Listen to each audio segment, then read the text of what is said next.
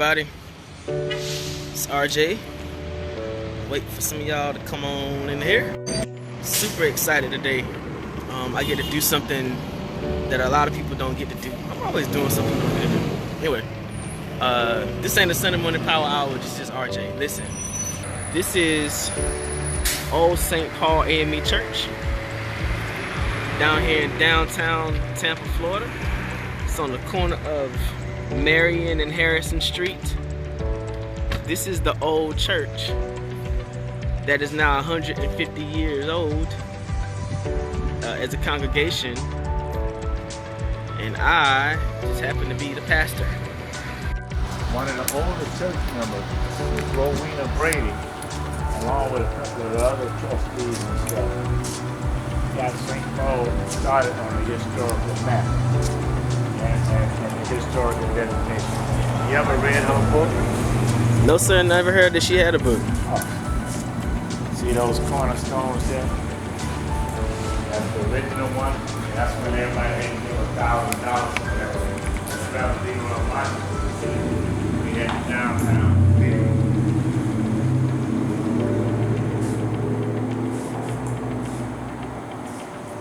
It's the original cornerstones of the church.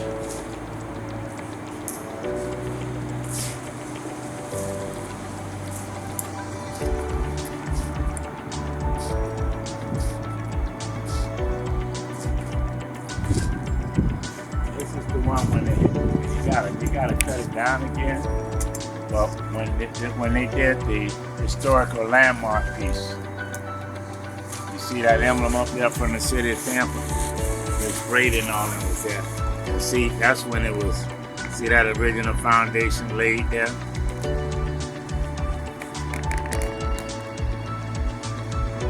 See that foundation. Now, this is the sign. So that's that sign right there. This is the original street market, street thing. No, not, yeah, that one. You need, this is the one that's important. This is the old street sign that they used to have downtown. So that's on the thing right now. Look at how massive this building is. It's huge. That building was finished in 1971. This building here? It's a seniors building that was originally put up by the United Methodist Church, particularly First United Methodist that was across the street. They offered the seniors of St. Paul an opportunity to integrate that building and stay. Wow. So, but the whole block was ours. Instead, actually, we bought the Harlem School property. We took down the you look at some of the earlier pictures, you'll see you had the name thing there. And I'm going to show you. Part of the apartment piece is part of the parsonage.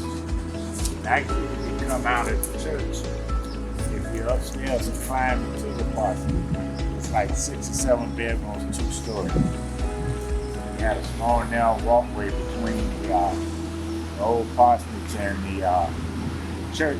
So the pastor, when he comes downstairs, he go right into the parsonage. Nice formal dining room, nice formal everything, nice front porch.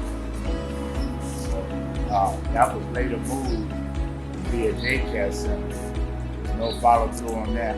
We had originally got the grant for $25,000, and it cost us $100,000, I believe, to pay it back because we never did develop the property. But daycare use. We had gotten the grant, some of the lady members had been trained in work. And this marker here basically represents the Harlem School Academy, where now the apartments sit. But all of this was owned by St. Paul. The marker used to be over on the other side, probably in the middle of the entrance of the parking garage. And when the building was, when the property was sold to private developers, the school system wanted this back, but the private developers say, hey, we're going to make this affordable housing site the whole bit, and we're going to use this as a marker of the Hall of Fame. The Walk of Legends. That's why you see down here the Walk of Legends. And it depicts important, and various black members of the church and the community, and all of the AME ministers that was here. I think one was mistakenly left out. He was here for a while. That was the Reverend Gene Anthony Brown. Let's take a look at it. These, first of all, these walks and lenses goes all the way down. Those Johnson wrote them. They got their Johnson, and Johnson wrote all of that. That's why I thought she had told you about her work. So these are names. Whose names are these? They up there in the building somewhere. Mr. Pete, whose names are these? These are all different members. For an example, he was a principal. Ruby Arrington was the organist and director of choir number 1. They sung anthems and stuff like that. She was a well-known music teacher now. This is the lady, the leading woman, the leading church member that helped get St. Paul recognized as a historic designation, along with Leroy Nelson and the late Reverend Leroy Kennan, the whole bit. She wrote a book, and she's in the Tampa Bay History Museum thing. All these was important members. She was a Exalt Dollar ruler of the Elks. She was a school teacher. She was the top superintendent of Sunday schools here forever. Tough lady, nice lady. Nia Trico was a beautician and all very popular. Her nickname was Tootsie. Her daughter was, I believe, Miss Middleton one year. So all of these folks here, every last one of these big families and members is Ada Payne. The Ada Payne, Mary Jane thing that works with the Friends of the Library and all. This lady was a legend in the community. A.J. Farrell used to be principal at Milton. At one time, St. Paul had 2 out of the 3 black high school principals. All these folks, Herbert Charles with the A. Philip Randolph Pullman Porter. So all of these folks have different names. Robert Saunders Sr., the late Robert Saunders. From the Saunders Library? Saunders Library named after him.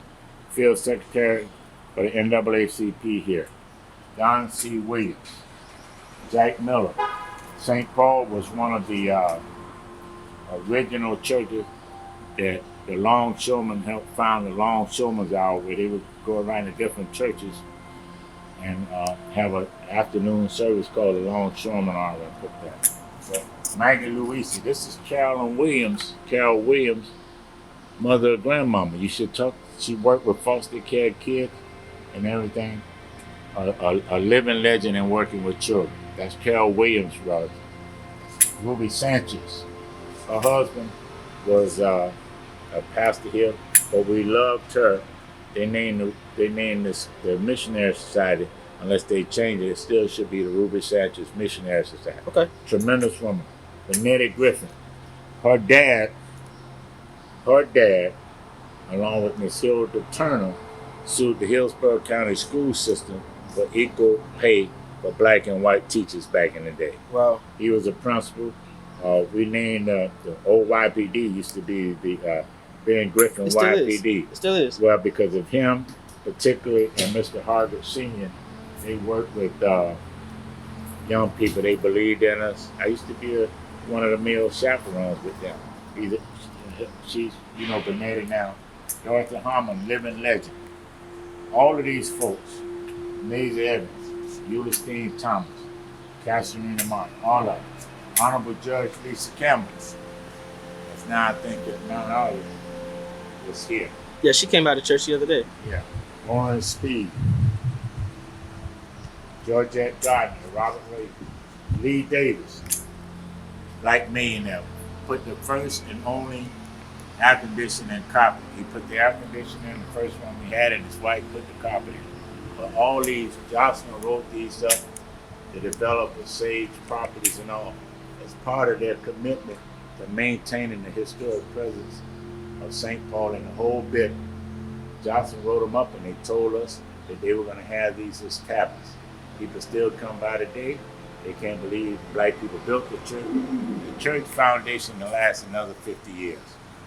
So everybody out here, all the way down, Arthur Allen, this guy, Jada Shepherd, teacher, Mamie Harvey, mother of James Harvey Sr.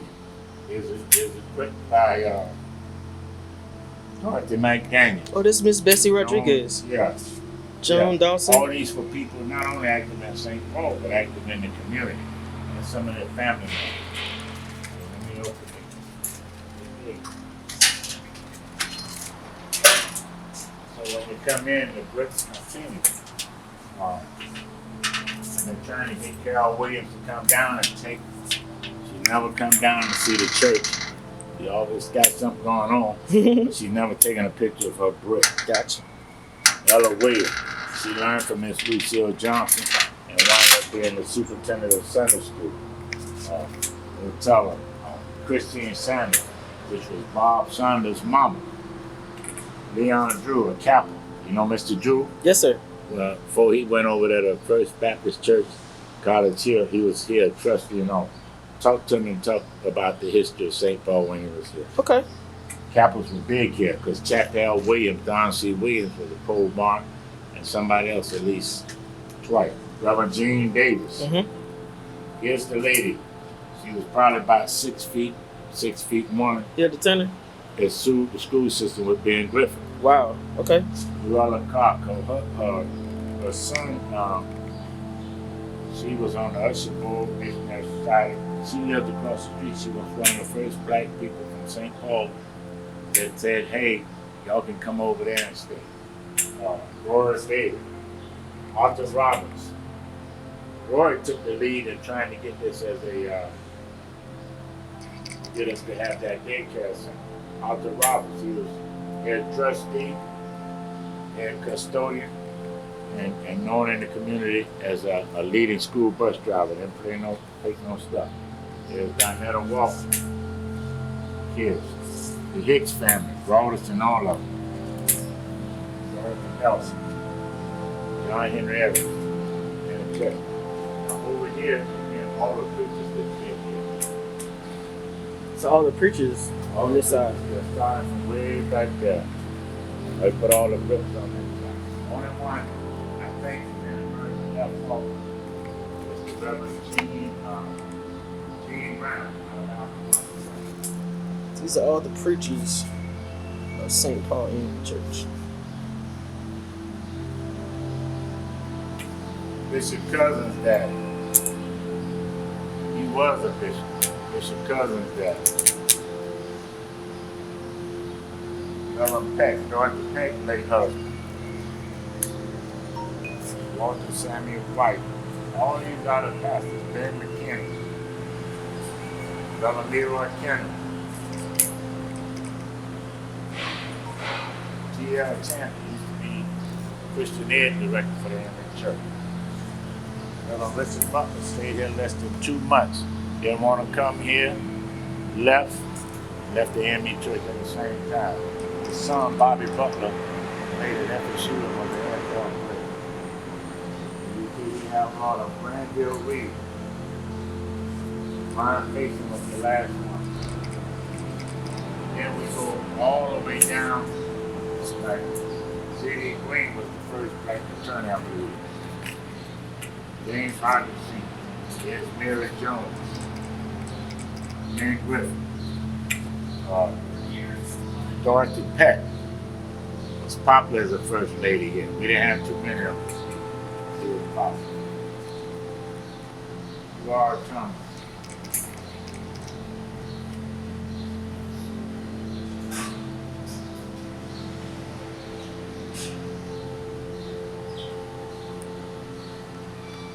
A lot of these people, Granny Simmons left. She's still living. What's going on, guys? All right. She goes down in Tampa now. A lot of them everywhere. Father Bimbo, back in the day, Johnson got history. If you look at the old historical things that have come into play. Johnny McLeod. You know her I think she was kin to Clifford Williams, and she's a motivation speaking on. I think she was very popular. Dr. R. William Senior founded the Episcopal Lay Organization. So as you can see, Annie Stone, Mary Jones, daughter Kim Jones, Willie Ray Mason, very active in community. He did the kind of the real estate transaction for us. They tried to kick him out. The late bishop kicked him out because he wouldn't go for all that foolishness they had going on. Kelly Bolden, she's still up at FAMU, I think. She teaches on the campus. The Bromwood family, one of the pioneer families. Elizabeth Morris, one of the families. Nomita Jeffries, that's Bessie right with his daughter. Anita Goody, Wendy Dawson, Joan's daughter. Derek, one of the young boys, Jocelyn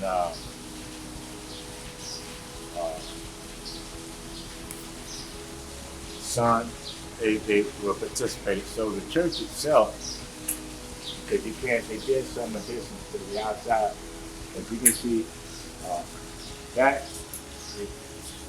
Jocelyn did all that. So this is now like a courtyard area? It's a courtyard area for the residents. 120 apartments here. Only 26 one bedroom, the rest is 2 and 3. They got art. See the art on the wall there. It used to be the back of the church, and in the old days, the pastor's garage, the 2-car garage and all that. Across the street, where they built that, what is now just the 400, when they first built it and finished it in 71, it was called this Methodist place. That used to be Ace Pontiac auto dealers. So they made some modifications,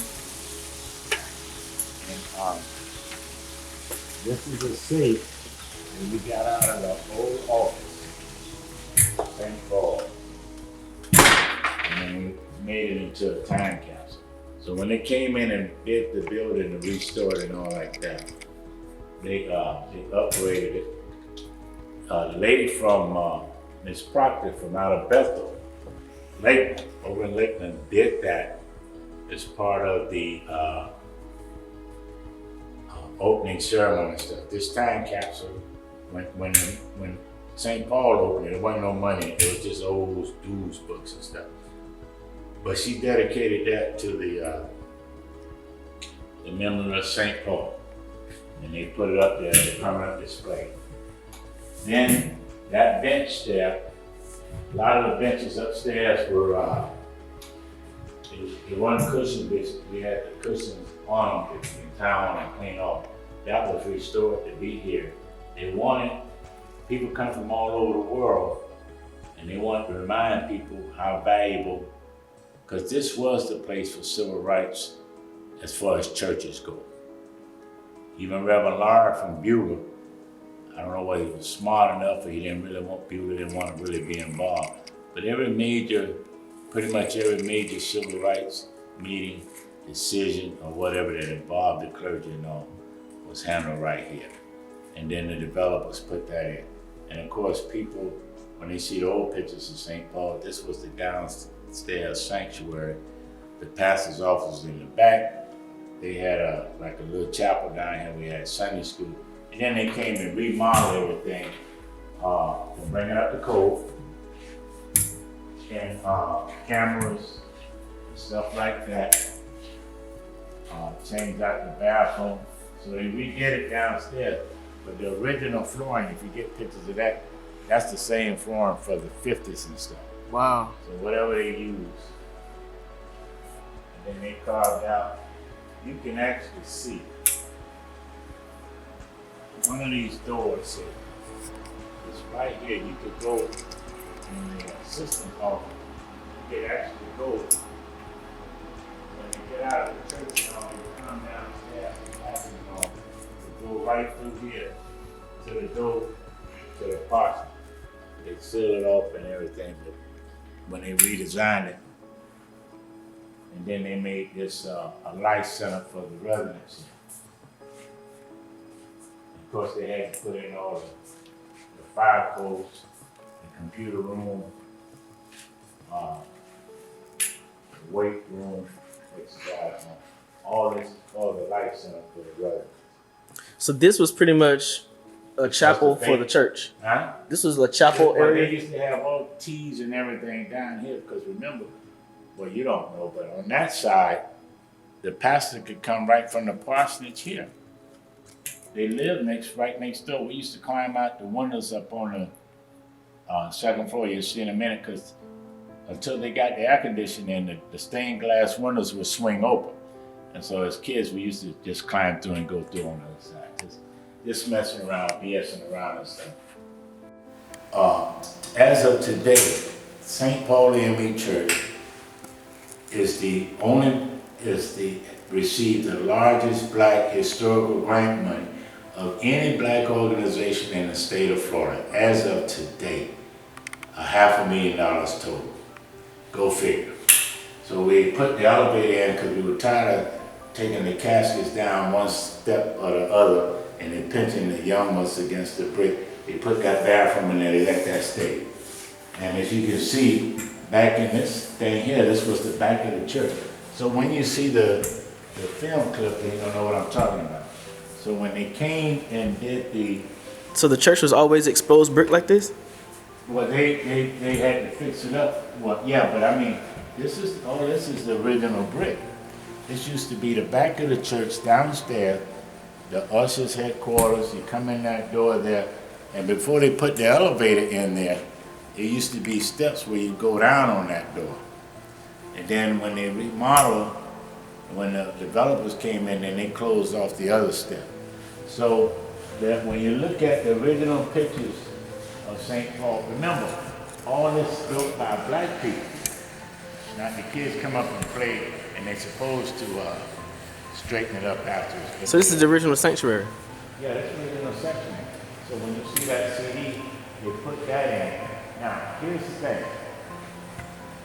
The chandeliers up there, and the chandeliers, that was put in with the historical grant. That was not put in by the developers.